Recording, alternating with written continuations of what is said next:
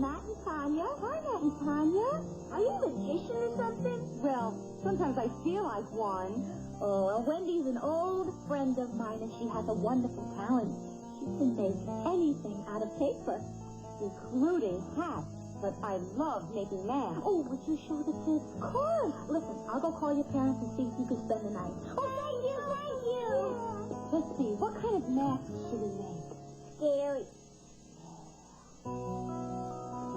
Ooh, that's a scary one. Another scary one? I wonder if you can guess it while I'm cutting it out.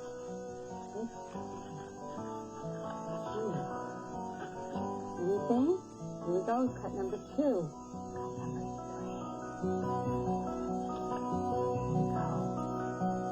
Face? Yes. What kind of a face? A very, very chilling to the bone. Get the clue. Finish up. Eyes. Hands.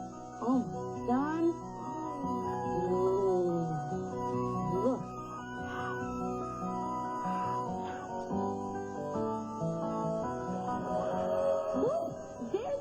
Gotta go. Goodbye, Stacy. Oh, good to see you, Wendy. Goodbye, Matt and Tanya. Okay, gotta cut out. Bye. Bye.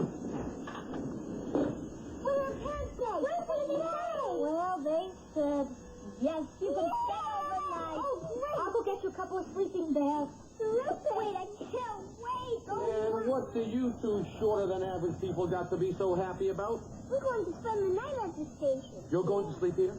Yeah. The two of you are going to sleep here? Yep. For the entire night? Yeah.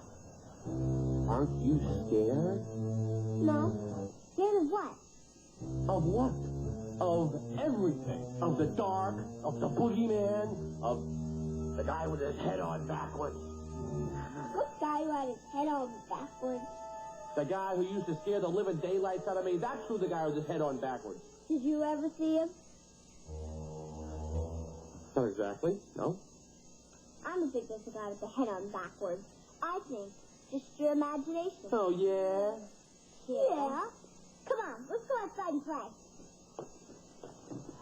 Kids nowadays, they're just not afraid as they should be. Like I was. I would be scared to death to sleep here. Without any lights on, without my blankie, without my mom. I know that this place is haunted. Why don't they? Genius time! Genius time! Maybe what they need is something to be afraid of.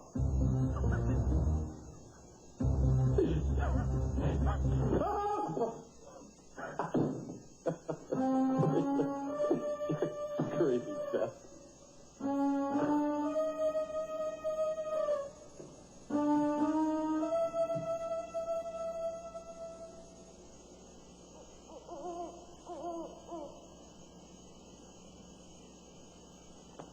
This sure looks different at night. Sure does. How you kids doing? You ready for bed? We're not sleepy. I know the feeling.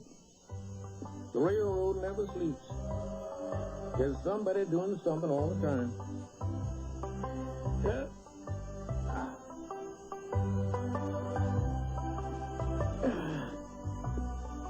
I used to work nights.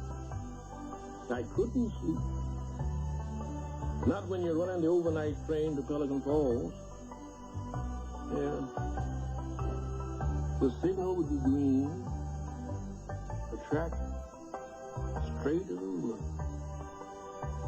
And we'd go whizzing through those sleepy old towns, hitting a tug on the whistle every now and then, in case a critter was running onto the track. No people around. They'd all be in their beds. I used to imagine people loved the sound of that whistle, telling them the train was on time, mail's coming through, and making sweet sounds tonight. And that's what you two should be doing. Now, crawl in there. We're still not sleepy.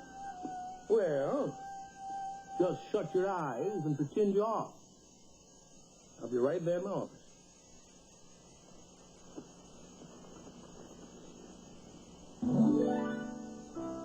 Did you remember to brush your teeth? Oh, Mr. Conductor. Yes, we did. But we're still not sleepy. Who tells the story? You want a story? Yes, but not a scary story. Not a scary story. Then what about a hairy story? Well, actually, a woolly story. Are we all ready?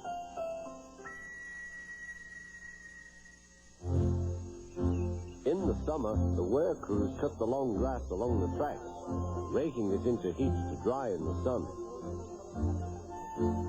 At this time of year, Percy stops where they have been cutting. The men load up his empty wagons, and he pulls them to the station.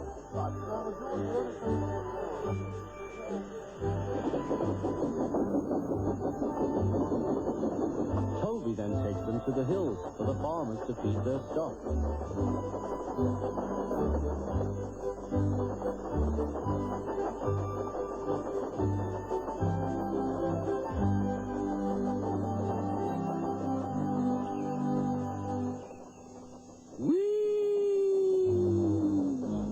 Percy gave a ghostly whistle. "Don't be frightened, Thomas," he laughed. "It's only me. Your ugly phiz is enough to frighten anyone," said Thomas. "You're like, ugly indeed. I'm a green caterpillar with red stripes," continued Thomas firmly. "You crawl like one, too." "I don't. Who's been late every afternoon this week?" "It's the hay." "I can't help that," said Thomas. "Time's time, and Sir Topham Hatt relies on me to keep it." "I can't if you crawl in the hay till all hours." "Green caterpillar indeed," fumed Percy. He set off to collect some hay to take to the harbour. "Everyone says I'm handsome, or at least nearly everyone. Anyway, my curves are better than Thomas's corners." "Thomas says I'm always late," he grumbled. "I'm never late, or at least only a few minutes. What's that to Thomas? He can always catch up time further on." All the same, he and his driver decided to start home early.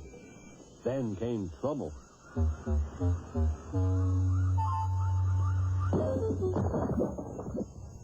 A crate of treacle was upset all over Percy. Percy was cross. He was still sticky when he puffed away. The wind was blowing fiercely. "Look at that!" exclaimed the driver. The wind caught the piled hay, tossing it up and over the tracks. The lion climbed here. "Take a run at it, Percy," his driver advised. Percy gathered speed, but the hay made the rails slippery, and his wheels wouldn't grip. Time after time, he stalled with spinning wheels and had to wait till the line ahead was cleared before he could start again. Everyone was waiting. Thomas seethed impatiently. 10 minutes late. "I warned him. Passengers will complain." And Sir Topham Hatt. Then they all saw Percy. They laughed and shouted.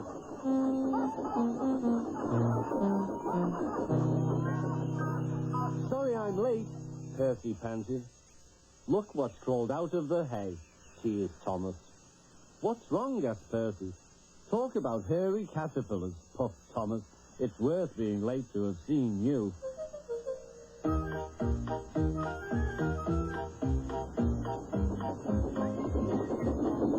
When Percy got home, his driver showed him what he looked like in a mirror.